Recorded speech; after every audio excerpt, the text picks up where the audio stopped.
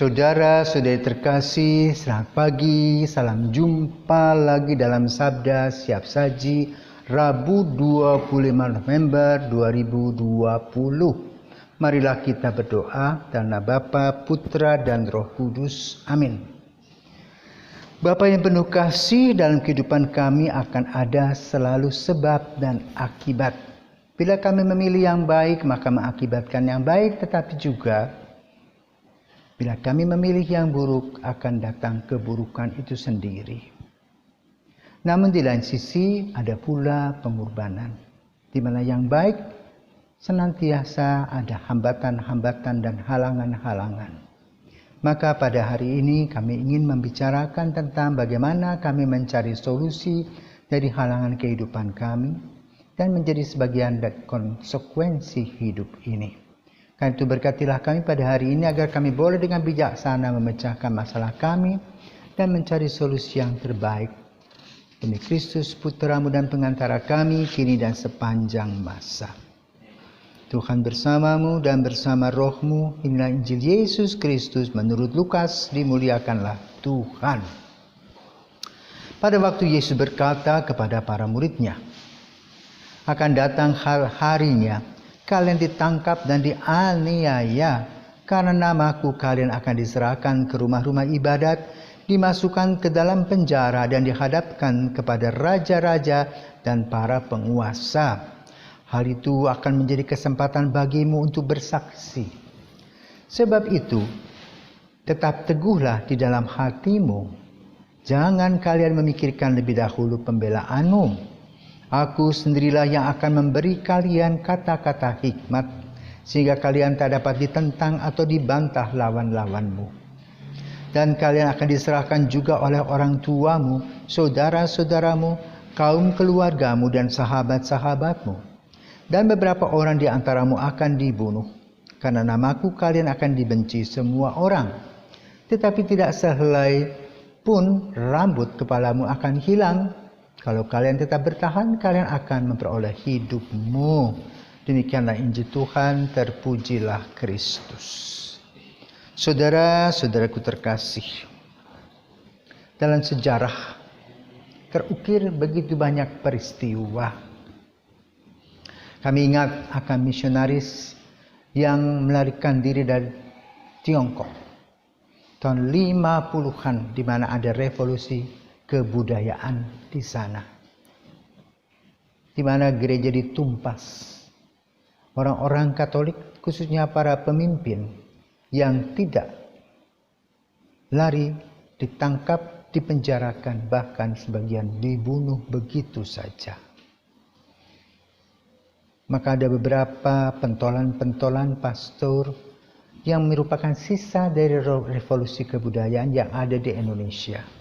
Misalnya di Ampenan, itu ada pastor Pater Girling, seorang SPD yang bertugas di Cina. Dengan revolusi kebudayaan dia pergi meninggalkan Tiongkok untuk tetap mewartakan kabar gembira. Dan kemudian dia sampai di Ampenan dan memberitakan kabar gembira kepada mereka yang berbahasa Mandarin. Banyak cerita tentang pengorbanan dan penganiayaan orang-orang itu. Ada seorang suster yang ditangkap, dimasukkan ke dalam penjara, dan dia diminta untuk meninggalkan imannya kepada Kristus dan dia tidak mau.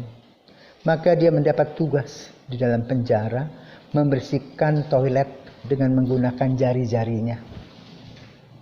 Dan harus sampai bersih. Akibatnya apa? Jari-jarinya itu lama-lama menjadi pendek. Akhirnya ratalah yang jari-jari ini habis. Tinggallah yang ini saja. Berpuluh tahun dalam penderitaan, tetapi di dalam hatinya Yesus tetap bersinar dan berkobar-kobar. Maka hal ini cocok dengan apa yang dikatakan oleh Injil pada hari ini. Bahwa mengikuti Yesus tidak selamanya gampang-gampang saja. Kadang-kadang memerlukan pertobatan. Tidak sedikit orang yang melarikan diri untuk mendapatkan kesenangan, dibebaskan dari penderitaan. Tetapi juga tidak sedikit orang yang tetap bertahan, mempertahankan imannya. sebagaimana yang dialami oleh Santo Paulus, Santo Petrus. Mereka berdua menjadi martir. Karena apa? Karena tidak mau mengubah iman mereka, tetap teguh pada pendirian. Dan itu menjadi contoh bagi kita bahwa beriman mengandung satu konsekuensi. Dalam keadaan aman, kita aman-aman saja. Kita bisa buat tanda salib dengan senang. Kita bisa berdoa di gereja dengan tenang. Tetapi kalau pada waktunya hancur-hancuran apa yang terjadi dengan kita, apakah kita akan tetap bertahan? Dan itu merupakan pertanyaan bagi diri kita masing-masing. Tentu saja kita minta kepada Tuhan agar kita tidak mendapatkan kesulitan dan hambatan yang berat, karena kita bukanlah orang-orang yang kuat. Tetapi apa yang dikatakan oleh Yesus merupakan suatu pelajaran. Bila saatnya tiba, pertanyaannya apakah kita bertahan atau tidak. Contoh-contoh tadi seperti Pater Ginling sudah terjadi. Dia lari dari sana mempertahankan hidupnya untuk mewartakan kabar gembira di tempat yang lain. Seorang biarawati asal Tiongkok pun juga sudah mendapatkan konsekuensinya. Berani bertahan walaupun jari-jarinya menghilang. Dia tetap mempunyai Kristus. Petrus dan Paulus menjadi martir, di mana mereka berani untuk mengatakan tentang kebenaran. Dan inilah contoh-contoh bagi kehidupan kita. Semoga dengan contoh-contoh yang senantiasa menghidupi kita, kita senantiasa belajar untuk menjadi orang yang bijak. Kemana kita harus pergi, kemana kita harus diam, kemana kita harus berdoa dan menyerahkan diri. Semoga Tuhan memberkati kita.